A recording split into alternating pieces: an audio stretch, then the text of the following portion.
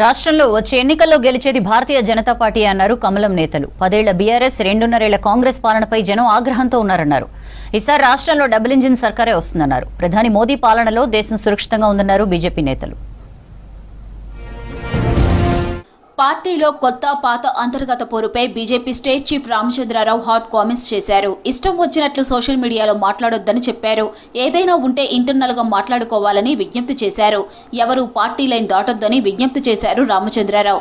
ఎవరైనా పార్టీ వ్యతిరేక కార్యకలాపాలకు పాల్పడితే చూస్తూ ఊరుకోబోమని హెచ్చరించారు రామచంద్రరావు. స్టేట్ ఆఫీసులో బీజేపీ ఆవిర్భావ దినోత్సవ వేడుకల్లో పాల్గొన్నారు state chief.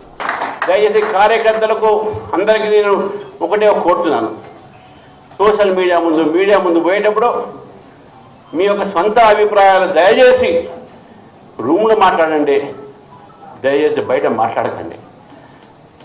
We will take serious action against those who are misusing this social media. తెలంగాణలో బీజేపీ ప్రత్యామ్నాయ శక్తిగా ఎదుగుతుందని తమకు నమ్మకం ఉందన్నారు బీజేపీ జాతీయ అధ్యక్షులు నితిన్ నబీన్. పార్టీ ఆవిర్భావ దినోత్సవం సందర్భంగా రాష్ట్ర అధ్యక్షులు రామచంద్రరావుకు ఫోన్ చేసి శుభాకాంక్షలు తెలిపారు నబీన్. కార్యకర్తలు, నాయకులు సమిష్టిగా పనిచేయాలని సూచించారు. ప్రధాని మోదీ అభివృద్ధి, సంక్షేమ పథకాలను ప్రజల్లోకి తీసుకెళ్లాలని చెప్పారు. రాబోయే ఎన్నికల్లో విజయం సాధించాలని సూచించారు. ఈ విషయాన్ని ఎక్స్లో పోస్టు చేశారు రామచంద్రరావు. రాష్ట్రంలో బీజేపీ బలమైన శక్తిగా ఎదుగుతుందన్నారు కేంద్ర మంత్రి బండి సంజయ్. వచ్చే ఎన్నికల్లో రాష్ట్రంలో కాషాయ జెండా ఎగరవేస్తామన్నారు బండి సంజయ్. హైదరాబాద్ హైకోర్టు సమీపంలోని మురళీధర్ ఆలయాన్ని దర్శించుకున్నారు కేంద్ర మంత్రి. స్థానికంగా ఉండే బెంగాల్ కమ్యూనిటీతో సమావేశమయ్యారు. అంతకుముందు కరీంనగర్లో బీజేపీ 47వ ఆవిర్భావ దినోత్సవం సందర్భంగా కాషాయం జెండా ఎగరవేశారు బండి సంజయ్. ఇక్కడున్న ఓటర్స్, ఇక్కడ ఉన్న బెంగాలీకి సంబంధించిన సమాజం కూడా అనేక ఇబ్బందులు పడుతున్నారు. ఇక్కడ హిందువులు అనేటువంటి ఈ బెంగాల్ సమాజం పట్ల ఎంఏం పార్టీ మద్దతు, ఎంఏం పార్టీ సపోర్ట్ తో కొంతమంది గుండాలు డ్రగ్స్ ఇచ్చి, గంజా ఇచ్చి, చాక్లెట్ల పేరుతోని, కేక్ల పేరుతోని వాళ్లకు డ్రగ్స్ ఇచ్చి ఏ విధంగా లోపరుచుకునే ప్రయత్నం చేస్తున్నారు, లవ్ జిహాద్ పేరుతోని ఏ విధంగా హిందూ అమ్మాయిలను మోసం చేసే ప్రయత్నం చేస్తున్నారు, ఆ రాకెట్ కూడా నేనే బయటపెట్టినా.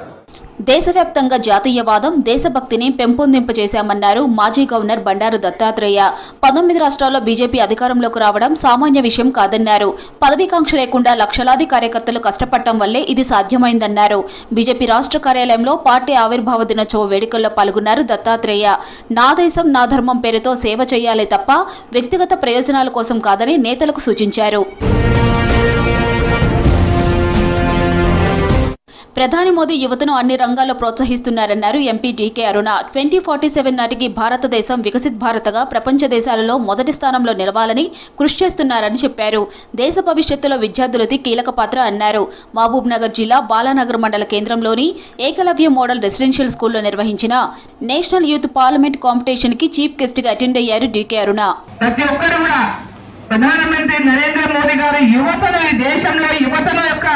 ఈ దేశం యొక్క భవిత, వారి భవిష్యత్తు, ఆ దిశగా అడుగులేయడానికి పెద్ద ఎత్తున భారతదేశాన్ని వికసిత్ భారత్ లక్ష్యంగా 2047లో భారతదేశం ప్రపంచ దేశాల్లోకెల్లా అభివృద్ధి చెందిన దేశంగా ఉండాలని ఏదైతే ఒక లక్ష్యంతో మన ప్రధానమంత్రి నరేంద్ర మోదీ గారు ముందుకెళ్తున్నారో దాంట్లో మనం అందరం భాగస్వాములు కావాలని. బీజేపీని తెలంగాణలో అధికారంలోకి తీసుకురావడమే లక్ష్యమన్నారు నేతలు. బీజేపీ, బీఆర్ఎస్లు ఒక్కటే అని విమర్శించారు.